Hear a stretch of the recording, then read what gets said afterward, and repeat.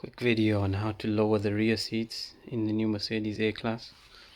This had me really confused. I couldn't find any videos, so I thought I'd show you guys once I figured it out.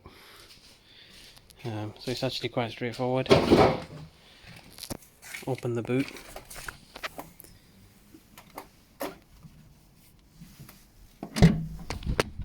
And inside the boot you can see these levers, one on this side and one on that side. So if you just pull this lever,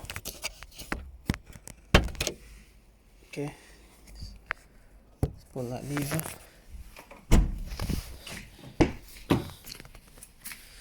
and that's it. Seat will go down. Simple as that. So that's what opens up when you pull that lever. This latch opens, and when you want to put the seats back, just pop it back up.